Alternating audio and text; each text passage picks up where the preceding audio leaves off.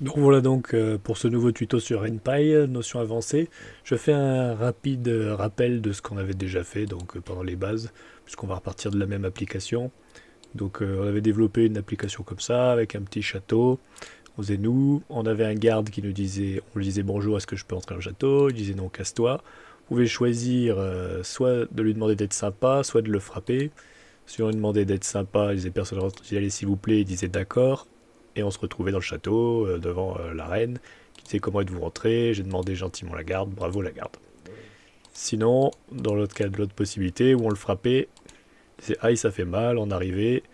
Là il disait comment c'est rentré, on prétendait qu'on était rentré gentiment, il disait vraiment, et au final, la garde disait non c'est pas vrai, il m'a frappé. Comment, etc. Voilà. Euh, le projet, donc c'est projet tuto, le script qu'on avait modifié, donc Euh, le voici. Donc en fait, on avait fait en plusieurs chapitres, on l'avait découpé. On avait fait chapitre 1, chapitre 2, etc. Donc pour rappel, pour faire les chapitres, en fait c'est dans le dossier là. Euh, dans Game, tiens c'est bizarre, je suis surpris. Ah voilà, on a chapter 1, chapter 2, donc qui sont faits pour le décomposer. Et on a aussi le truc de base qui était script. Voilà. Donc on avait fait une division comme ça, c'est-à-dire on a le script de base, on l'envoie vers chapter 1 avec un jump, chapter 1 on a la première partie avec la garde, et chapter 2 on a ce qui se passe une fois qu'on est devant l'arène. Donc on avait subdivisé nos scripts. Donc maintenant on va voir des choses un peu plus avancées. Donc premier truc que je vais vous montrer de nouveau, si vous allez dans l'éditeur NPy, il y a un truc qui s'appelle naviguer dans le script. Vous pouvez cliquer dessus et là il vous montre les différents fichiers script qu'on avait créés. Donc un chapter 1, un chapter 2 script et même les labels qui sont à l'intérieur. On peut aussi chercher des définitions, des transformations, des écrans, faire une to-do list, etc. Bon, c'est celui-ci le plus intéressant. Donc vous avez déjà cette possibilité-là en nouveauté. Mais nous, ce qui va nous intéresser maintenant, pour ce qui est des notions avancées, ça va être ce qu'on appelle les screens en fait, pour ajouter des menus et d'autres types d'interactions au-dessus de nos dialogues, dans ce qui existe déjà. Par exemple, on peut faire un truc au niveau des gardes, ajouter des screens. Alors, d'abord, il faut créer ces screens.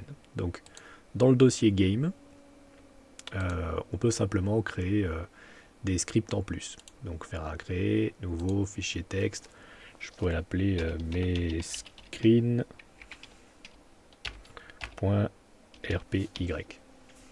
Voilà.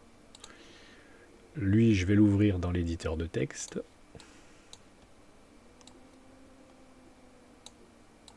Voilà, il est là. Et maintenant, je peux rédiger mes premiers screens. Donc par exemple, je vais faire... pour rédiger un screen, donc je fais screen. Vous allez voir à quoi servent les screens et comment on les utilise. Screen, je donne un nom, par exemple frapper garde, frapper garde. Voilà, deux points. Puis là, je vais pouvoir mettre des trucs dedans. Alors, la façon dont ça fonctionne, c'est un peu comme en HTML, c'est des blocs qui se contiennent les uns les autres. Ça se rédige comme ça, à chaque fois avec des deux points. Et puis ici, on peut mettre des informations, genre je peux mettre un texte. Donc là, j'ai mis une frame, en fait, c'est l'équivalent d'un div avec un fond. Et là, je peux ajouter un texte, cliquer. Alors, bon, allez, coucou pour ce premier essai. Je peux rajouter des options à mon texte. Par exemple, je peux lui mettre un X pose, un Y pose, une taille, genre je peux mettre size 50, etc. Donc là, j'ai créé un screen. D'ailleurs, si je retourne dans mon RenPy, j'imagine qu'il va apparaître ici. Voilà, sauf qu'il y a déjà beaucoup de screens. Screens. Ah, il faudrait peut-être faire une espèce de mise à jour. Donc si je reviens là, naviguer dans le projet, écran. Non, il n'a pas l'air de les voir, c'est bizarre. Mhm. Bon, j'espère que ça posera pas de problème pour les tests, qu'il les a bien détectés. Parce que pour les chapitres, ça avait bien marché. Alors, donc je vais retourner dans mon script Et là, par exemple, dans le chapitre 1 où il y a le garde, je vais invoquer mon screen. Donc, il s'appelle frapper garde. Donc, chapitre 1, par exemple, au tout début, ici, eh ben, je peux rajouter un truc pour appeler mon screen. Je peux mettre show screen et je mets son nom. Et là, ça l'affiche. Je pourrais aussi faire en sorte que le jeu soit bloqué jusqu'à ce que mon screen soit quitté en mettant un call à la place du show. Mais là, c'est pas le but. Donc en faisant ça, je peux afficher l'écran que j'ai déterminé à cet endroit-là, comme j'afficherais n'importe quelle image en fait.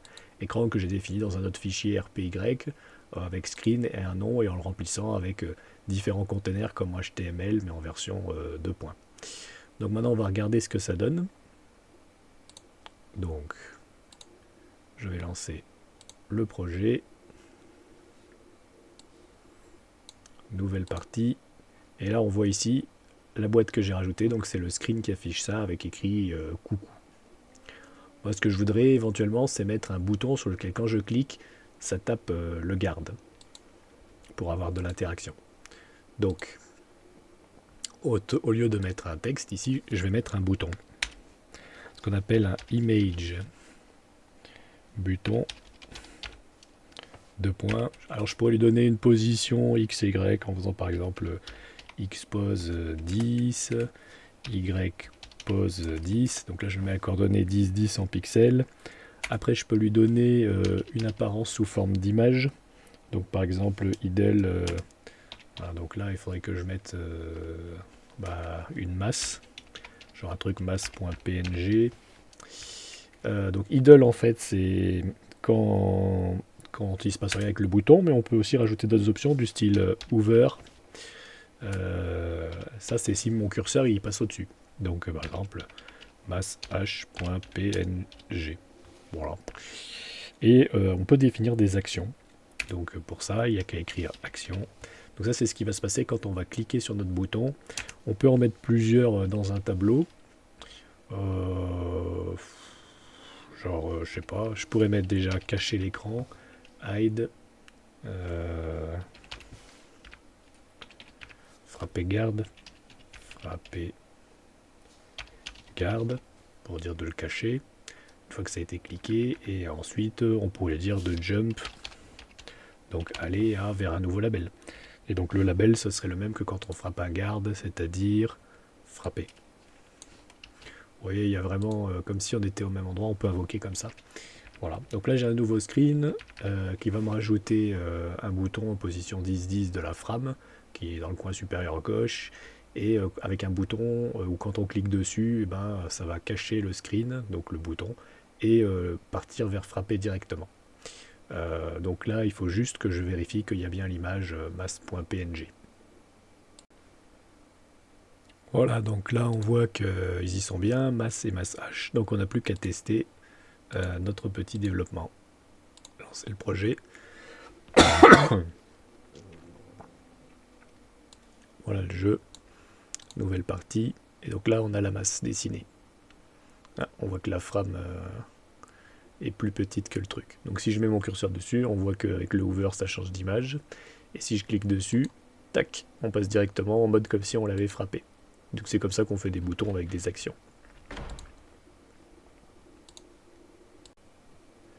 Bon, maintenant on va créer une map pour pouvoir se diriger directement d'une pièce à l'autre. Pour ça on va créer un nouveau screen. Screen, je vais l'appeler map. C'est tout. Screen map. Deux points. Et je vais mettre dedans un truc qui s'appelle un image map. Image map. Deux points. Là il faut d'abord définir à quoi ressemble la map. Donc on met une image. Grande, dans mon cas ça va être map.png. Je suis tenté de placer mon image map. Bon, on va laisser comme ça. Et ensuite on peut mettre des points où on clique pour aller à différents endroits. Par exemple, donc je fais hotspot. Là je dois mettre des coordonnées. Donc je vais mettre 00 par 500. 500, donc la moitié gauche. Action. Jump. Et là je vais l'envoyer vers le garde par exemple. Si clique de ce côté-là de la map. Oups, pardon. Donc le garde, c'est Chapter 1. Chapter 1. Et inversement, si il tape de l'autre côté, c'est-à-dire en 500,0,500, ouais, c'est une map qui fait 1000 par 500, donc c'est pour ça que je mets première moitié, deuxième moitié, c'est x, y, largeur, longueur, je crois, ou x2, y2. Là, je mets jump, chapter 02. Chapter 02. Voilà. Et ce que je vais faire, c'est que dans mon chapitre 1, au lieu de mettre le truc pour le taper, je vais mettre le truc pour voir la map maintenant, pour montrer la note machin. Donc je vais l'appeler map. Map, c'est un peu tendancieux comme nom, je vais l'appeler mapo. Voilà. Comme ça. Mapo. Ok. Maintenant on teste. Lancer le projet. Nouvelle partie. Et là on a notre map. Donc si je clique de ce côté-là, ça va renvoyer vers le garde. Voilà, on est toujours dessus. Si je clique de ce côté-là, ça va renvoyer au chapter 2, au chapitre 2, dans le château. Voilà. Bon, par contre, lui, il s'enlève pas tout seul. Garde, château, garde, château. Alors on pourrait rajouter une option pour que la carte disparaisse. Genre par exemple, donc dans mes screens, ici, on pourrait mettre plusieurs actions. Tac, tac. Comme on avait fait dans l'autre, et on pourrait mettre un petit hide avant. Pour lui dire de se cacher. Qu'au moins il soit plus là dans le château. Tac, tac. Donc là ça s'appelle Mapo. Hide. Mapo. Hide. Mapo. Voilà.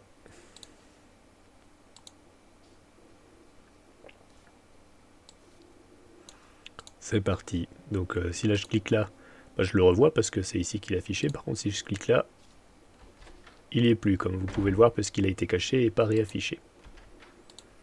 Donc là on commence déjà à voir. Donc on sait faire des boutons sur lesquels on clique avec des images dessus.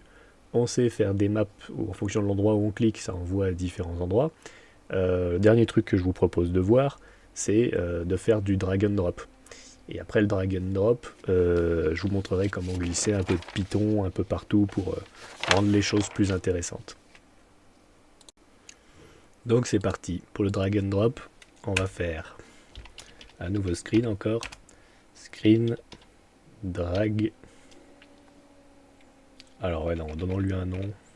Ouais, Drago, comme pour Mapo. Là, dedans, on va créer ce qu'on appelle un drag group. Drag group, 2 points. Donc là, on peut mettre autant d'objets qu'on veut, qui peuvent être déplacés ou non, ou sur lesquels on peut déplacer d'autres objets. Chaque fois, il s'appelle drag, si j'ai bien tout compris. Il faut leur donner un nom, donc drag name, 2 points. On va l'appeler la masse, celui-là. On va faire un truc où on peut déplacer la masse sur la tête de la garde pour l'assommer, par exemple. Donc drag name, il n'y a pas de 2 points, excusez-moi. Je vais l'appeler la masse. Ok. Ensuite, il faut une image, child. Alors, il y a plusieurs façons de le faire. Je crois qu'on peut le faire avec un truc qui s'appelle add aussi. N'hésitez pas, encore une fois, à aller voir la documentation. Là, vous avez tous les types de composants que vous pouvez mettre dans les screens. Vous voyez, les frames, texte, texte bouton, même des trucs que moi je connais pas, hein, bouton, barre. Là, ce qu'on a utilisé tout à l'heure avec image map, hotspot. Là, il y a le add statement, etc. Donc, je disais, là, on va mettre une image. Comme image, on va mettre mass.png. Ah. PNG, pardon. Éventuellement, on peut lui donner une position avec X pose et Y pose. Sachant que j'aimerais vous en montrer un nouveau type. Vous avez notamment... Il faut que je le retrouve. Donc le X aligne. X aligne. Donc là, en fait, ça va de 0 à 1 pour de gauche à droite de l'écran. Et pareil pour le Y aligne. Donc genre, je peux le mettre un peu en décalage au 1 cinquième, au 1 dixième de la gauche et Y aligne au 1 dixième de la droite. Voilà. Après, il faut quand même configurer un certain nombre d'options. Donc déjà, il faut dire est-ce que c'est un objet qui peut être déplacé. Donc là, il faut mettre un petit drop able. Donc là, on peut mettre false, true, ça veut dire est-ce qu'on peut mettre des trucs dessus ou pas. Moi, je vais mettre false parce que c'est un truc qu'on va déplacer. Vous avez aussi le...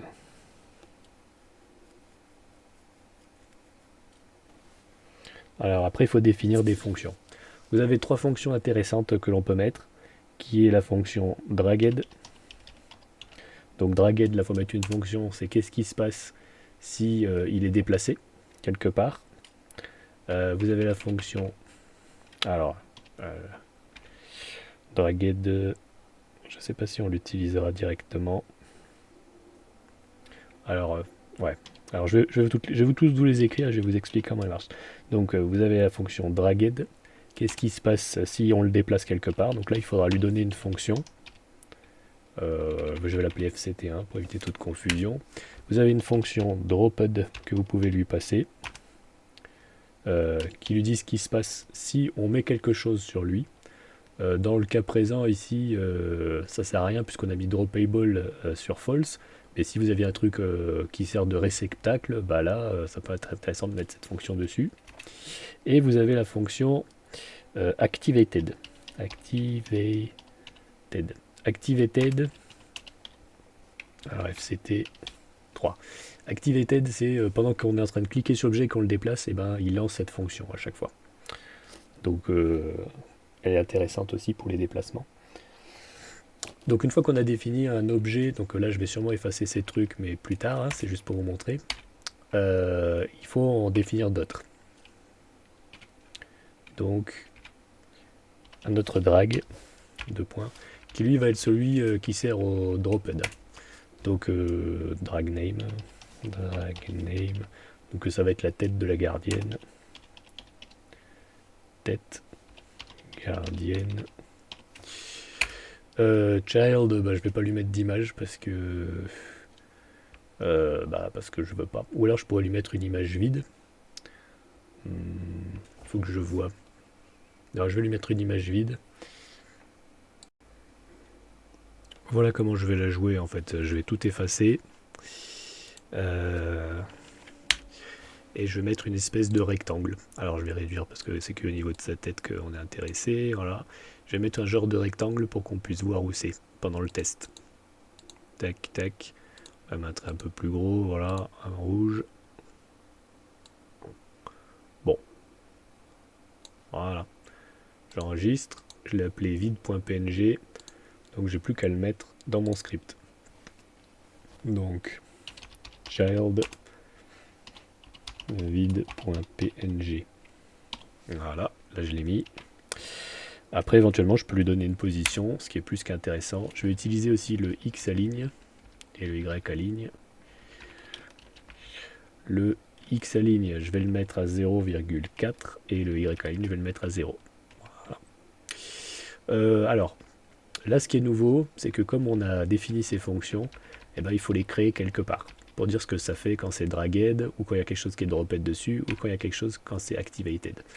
Donc, pour faire ça, il faut utiliser une autre balise spéciale qui s'appelle init Python, qui sert à déclarer des fonctions ou des classes, que je voulais vous montrer après, mais que je suis obligé de vous montrer maintenant. Donc là, on va définir la fonction 1, par exemple, def fct1. Pour la rédaction de ces fonctions, je vous renvoie, il faut apprendre Python, quoi, il n'y a rien à faire. Drags drop, elle prend deux paramètres par défaut quand vous la créez. La liste de tous les éléments qui ont été dragués et la liste de l'élément éventuel sur lequel ça a été droppé. Donc en général, on vérifie si ça a été droppé quelque part. Donc on peut faire un if not drop. Voilà. S'il n'y a pas de drop de défini, alors return, il se passe rien. Sinon, on peut récupérer le nom du drop. Par exemple, on peut faire if drop point. Et donc là, on peut récupérer ici drag name qu'on avait mis dedans. Drag name. Donc là, quel que soit l'objet sur lequel il est droppé, cette fonction est lancée quand il a été dragué. Et on a dans drop le contenu de l'objet sur lequel il a été droppé. Donc on peut faire comme ça. If drop name égal. Alors je ne sais pas si en Python on dit égal. Bon, de toute façon, on a déjà mis la. Enfin, vous pouvez le récupérer comme ça. Drag name. Vous pouvez récupérer aussi sa position X ou sa position Y ou même la position de votre élément en faisant drags de 0 parce que c'est une liste, il faut prendre le premier point X pour récupérer son X, etc. Tiens, d'ailleurs, je pourrais faire ça. Est-ce que lui, sa position X, elle est supérieure à mon écran, il fait environ 1200, donc je vais dire supérieur à 500. Voilà. Si c'est supérieur à 500, et ben alors tu vas me faire un jump sur frapper. Voilà. Donc là, on a défini FCT1.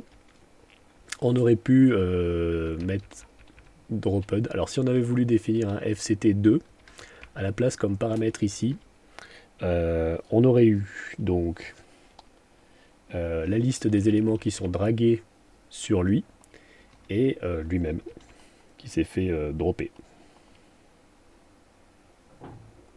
Ah non, c'est l'inverse. Donc ça aurait été drop ici. Sur la... Alors je vais vous la rédiger, hein, la FCT2, comme ça sera plus clair. La FCT2, en fait c'est à l'envers. C'est-à-dire comme c'est la fonction qui est déclenchée quand un objet se fait dropper quelque chose sur lui, ici on a le drop l'objet, et ici on a la liste des objets qui ont été droppés sur lui, les drags. Bon, je vais mettre un truc bidon. If not drags return. Voilà, sans oublier le 2 points. Et la dernière fonction possible, donc la 3, def fct3, elle comme paramètre, elle prendrait la liste des éléments qui sont dragués en ce moment. Voilà. Pareil, je peux mettre un truc bidon, if not drags, 2 points, return. Mais bon, là vous voyez qu'ici ça n'a pas beaucoup de sens de les mettre. En fait, ça pourrait être intéressant de mettre une fonction dropped sur l'objet tête de gardienne pour dire qu'est-ce qui se passe quand quelque chose est tombé sur sa tête. Et activer tête, ce serait plus pour quand je le déplace, s'il rentre dans certaines zones, déjà ça fait quelque chose avant que je l'ai droppé. Voilà. Là, je ne vais pas m'en servir, donc ces deux lignes, je les efface et je garde que dragged. Donc je récapitule une dernière fois avant de lancer le test. Il y aura peut-être encore du débogage.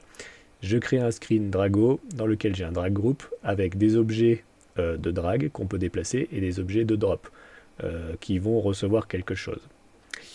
D'ailleurs, je peux les bloquer, il me semble, avec une option pour pas qu'on puisse déplacer la tête de la gardienne, ce qui serait quand même plutôt intéressant. Voilà, alors là on avait mis un dropable égale false pour dire qu'il ne peut pas recevoir d'objets sur lui. Et là, pour qu'on ne puisse pas le déplacer, mais qu'il puisse recevoir des objets sur lui, il faut mettre un dropable égale false. Donc lui, on ne peut pas le mettre sur un autre objet. Non, c'est dragable, pardon. Voilà.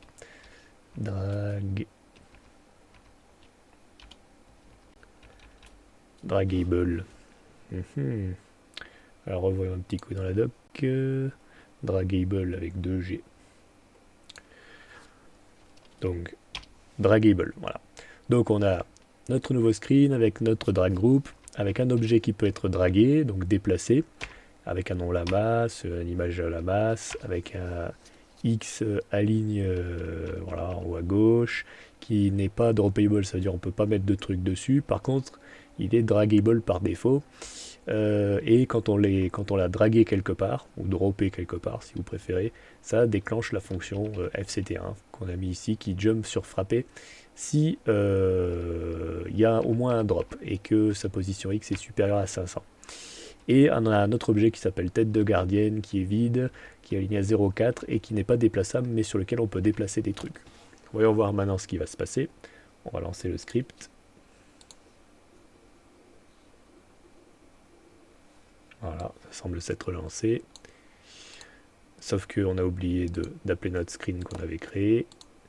Donc il s'appelle Drago. Donc on va aller dans le chapitre 1 et on va remplacer Mapo par Drago. Voilà. On relance.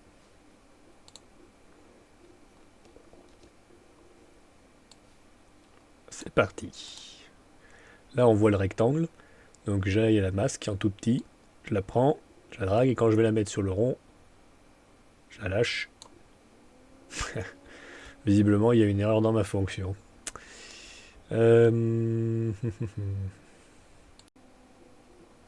Donc ici il me dit que jumps n'existe pas et effectivement il n'y a pas de S. C'est une simple faute de frappe. Alors donc je vais aller corriger ma faute de frappe et j'enlève le S ici. Voilà. C'est reparti.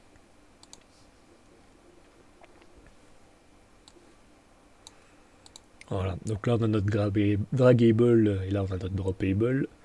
Je le déplace et je le mets dedans. Ah, là il se passe rien, peut-être que je suis passé loin. Je le mets dedans. Ah, il se passe plus rien.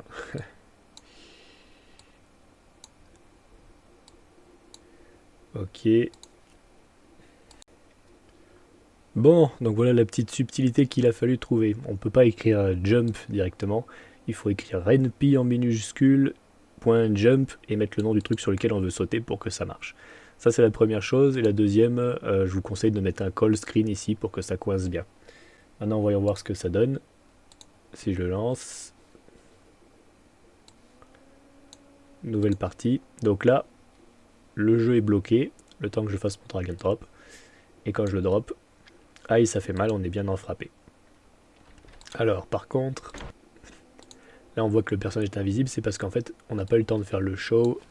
Donc l'idéal c'est de mettre mon call screen après le show. Pour que ça se passe bien.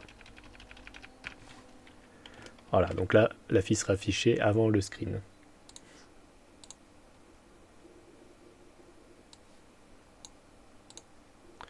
Voilà, j'ai plus qu'à le drag and dropper. Alors, je vous propose encore pour finir de commencer à faire un peu de Python. Là on a déjà mis des fonctions, mais en utilisant la fonction activate. Donc fct3. Donc ici on va laisser celui-là. On va mettre dragged. C'est pas dragged, c'est activated. TED fct3. fct3, ce qu'on va faire, c'est qu'on va essayer d'afficher du texte de façon à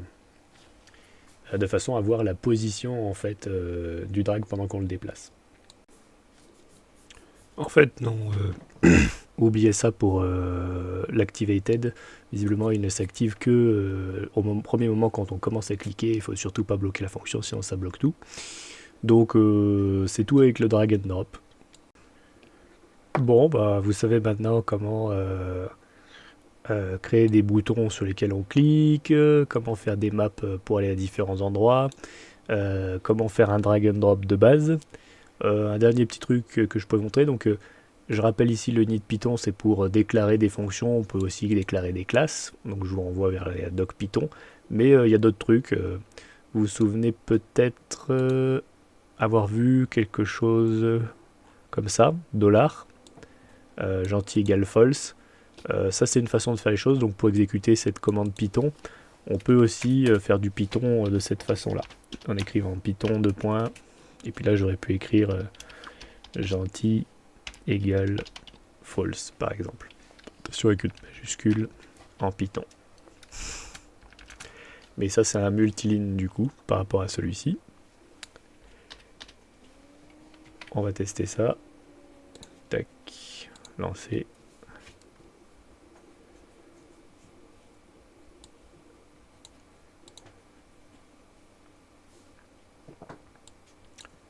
Donc là, si je mets ça et bien frappé, il va. Et là, normalement, il est au courant.